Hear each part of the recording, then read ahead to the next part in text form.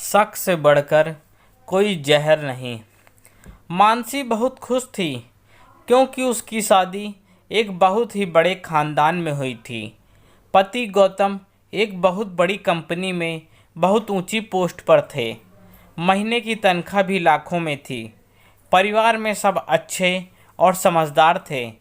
मानसी के मायके में भी कोई कमी नहीं थी। मानसी ने भी एमबीए किया था। सुंदर प्यारी मानसी बहुत समझदार और सयानी थी। बिना सोचे समझे ना कुछ बोलती थी और ना ही किसी बात पर विश्वास करती थी। हनीमून से लौटने के बाद मानसी घर में रच बस गई। अभी वो नौकरी नहीं करना चाहती थी।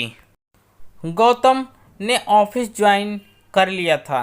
एक दिन गौतम के ऑफिस जाते ही मानसी भी घर से किसी काम के लिए निकली तो उसने देखा कि घर से थोड़ी दूर जाने पर गौतम ने एक सुंदर सी लड़की को गाड़ी में बैठा लिया। पहले तो मानसी घबरा गई, लेकिन खुद ही सोचने लगी, नहीं, शक नहीं करना। जब तक पूरी बात समझ न लूँ किसी नतीजे तक नहीं जाऊंगी। मानसी अपना काम निपटाकर घर पहुंची। ध्यान बार बार उस लड़की की ओर जा रहा था। फिर अपने विचारों को झटक मानसी अपनी छोटी ननद देवर के पास जाकर बैठ गई और उनसे बात करने लगी। अगले दिन मानसी ने गौतम से कहा, मुझे मेरे मायके तक छोड़ देंगे? तो गौतम बोला, तुम दूसरी। गौतम चला गया तो मानसी भी ड्राइवर के साथ चली गई।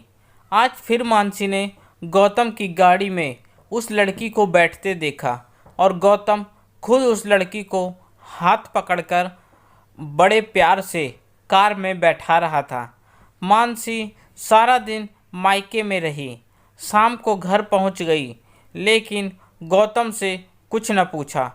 खुद ही सोचने लगी, शायद कोई मजबूरी हो या कोई ऑफिस की साथी हो।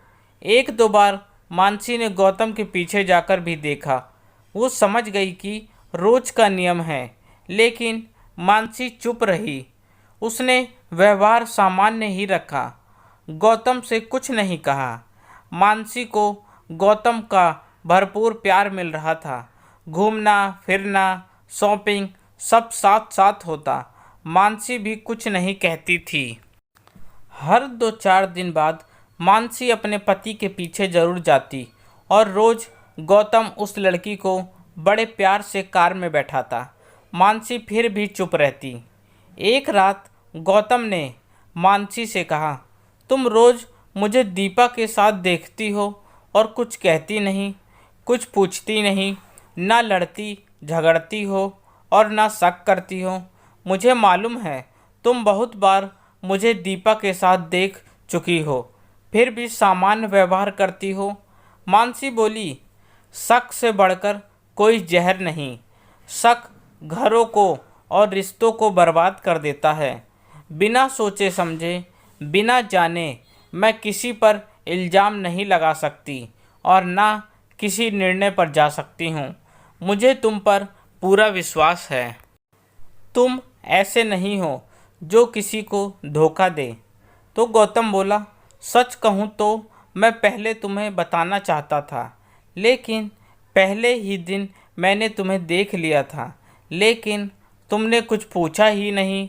तो मैं भी हैरान था, कैसी लड़की हो तुम जो शक नहीं करती। इसलिए मैं भी देख रहा था कि कब तक चुप रहोगी।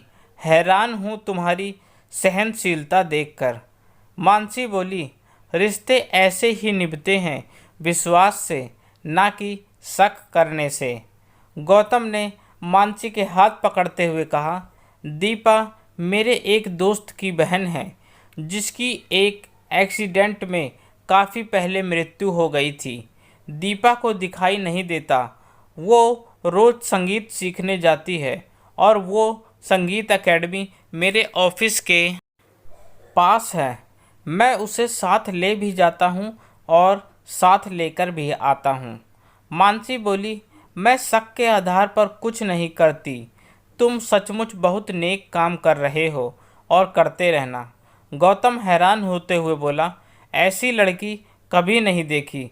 बहुत खुश हूँ तुम जैसी जीवन साथी पाकर। सचमुच शक से बढ़कर कोई जहर नहीं, लेकिन तुम्हारे विश्वास ने एक मिसाल कायम की है। सलाम करता हूँ तुम्हारी सोच को। मानसी सोच रही थी कि अच्छा है मैं शक से दूर रही। विश्वास रखने की वजह से रिश्ते खराब नहीं हुए।